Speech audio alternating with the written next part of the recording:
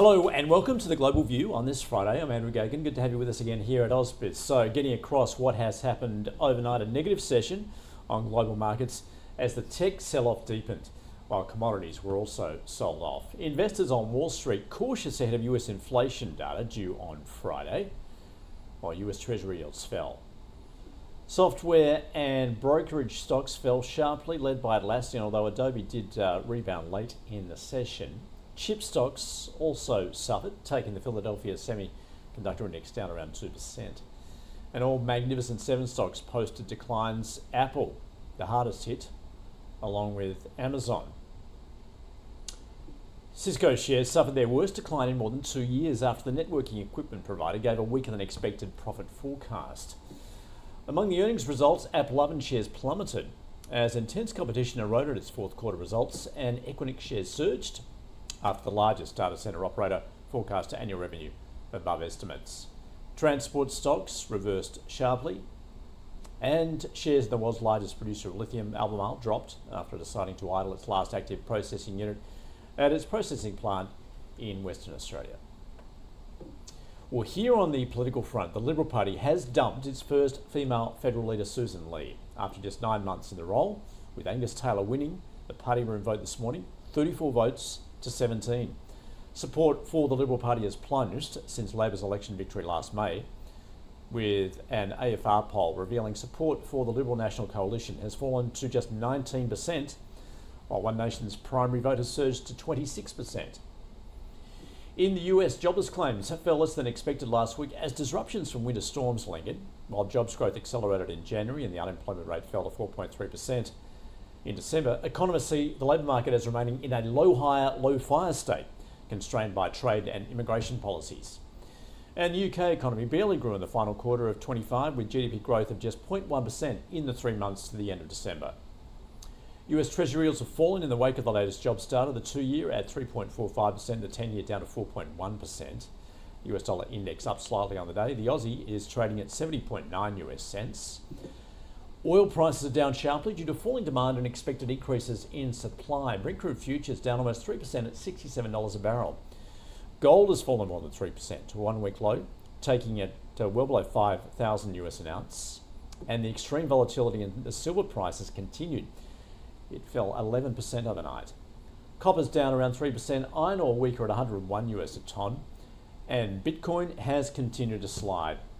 It's currently around 66,000 US dollars. All right, so a lot of movement on markets. Let's get across it all. John Blake joining us from Zacks Investment Research. John, welcome back. So let's first take a look at what's going on, particularly among equities, with that tech rotation continuing. When's it going to end, and is it justified in your book? Andrew, when you look at actual absolute values of share prices, the number of $500-600 share stocks, $1,500 share stocks, $1,000 share stocks, $1 trillion market caps, this momentum run has gotten so out of control. I think, when you have a bona fide scare like the AI scare is about disrupting the underlying profit margins of businesses like this, and these absolute extreme valuations are in place, it shouldn't surprise us that we're getting these types of sell-offs. But I think, it's recency bias, Andrew. We've had 10 months of strong, very steady, low volatility markets, and that's the bias that everybody's bringing to the table right now is, good Lord, we're seeing 8-10% moves in big software stocks. I can't believe that, but we're seeing these moves from extreme valuations. Is the positive perhaps we're seeing a broadening of that market breadth, obviously rotation out of tech into everything else?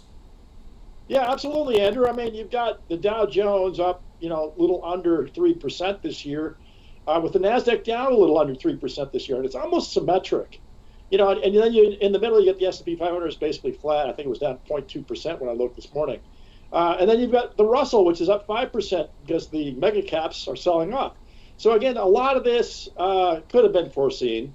It's a mean reversion and a balancing act that in many ways is welcome, Andrew, and we should be happy to have it. But for recency bias's perspective, even going back through years and not months, the Nasdaq below the 50-day moving average, and Nasdaq not leading, and the Nasdaq coughing up stocks with big 10% down moves, people forget, there was 2000 and a tech wreck, and there was other times when software and chips go through cycles and sell off big time. So we're just waking up to the reality that investing is a whole lot harder than most people understand.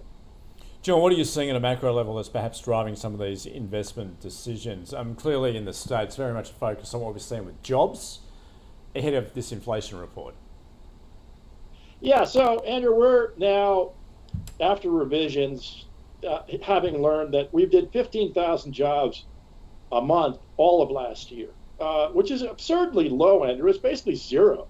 I mean, in the December report, after you took out healthcare and after you took out social assistance jobs, we added 6,000 jobs in January. So that's consistent with all this data that the economy up here, from looking for a job, you might not bother with it because there's none available. And we're seeing that in the job openings, they're plunging. So all that's happening is those of us who have a job, and we have a 4.3% unemployment rate, so 96% of us have a job, and that's keeping the economy going.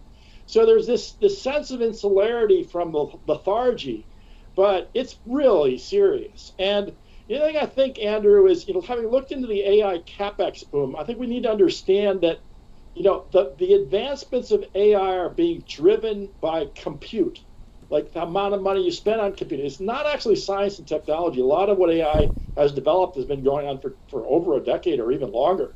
So what has happened is all these companies, these big hyperscalers with 30% net margins, are saying, good Lord, we got to protect our businesses, these 30% net margins, these multi-trillion-dollar market caps, by getting the compute in place.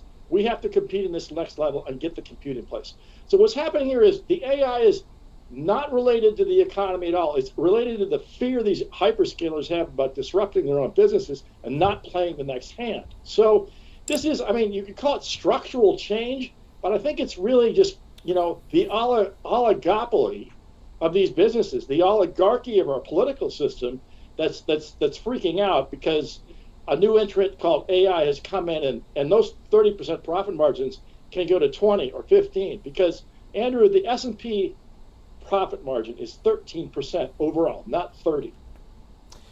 John, so at the moment we're seeing both risk assets and so-called safe havens sold off. We saw precious metals again come off overnight, silver down some 11%, and Bitcoin continues to get dumped at this point. How low can it go, John? I know that you've been making some market commentary recently. I don't know whether you're contributing to these price declines.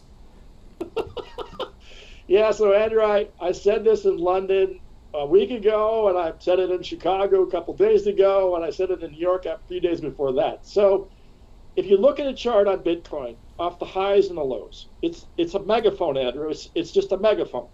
So on the bottom ledge of the megaphone is the lows of all the different winter cycles of Bitcoin, of which we are basically in the early stage of one now.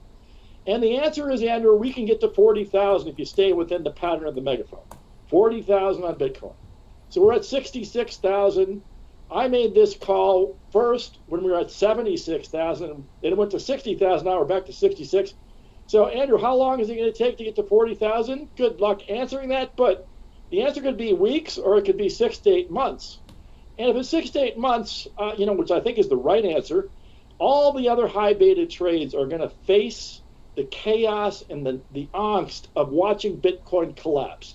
So when you have speculation, deleveraging, and the constant drip of Bitcoin collapse in the news, it's going to be very hard for high beta stocks in the tech space to get leverage, and very easy for them to join the rally down. So we saw this in the last 2 weeks across the board, and I think, Andrew, we're going to get used to it, and it's going to scare us how long it can last, which is 6 to 8 months. John, let's get to your three buys, which you bring us every time you join us. First one, it is in the tech sector, Micron Technology. What are you seeing here? Yeah, Micron's classic, Andrew. Here you've got a stock that's just done unbelievably well, right? We've got a stock that used to be back in the lows of literally a year ago, $80 a share, $80 a share. So I've got a price here on my screen that's like 400, Andrew. That's just crazy, $414 a share. So there's just no question that when you go from $80 a share to $400 a share, That's what I was talking about earlier about the compute, about people putting these chips in place for the compute. Micron has done so well with all these data center sales of their hyper scaled up chips, is that they are shut down Crucial, which was their, the standard commercial, personal computer businesses, their solid state drives, their memory chips.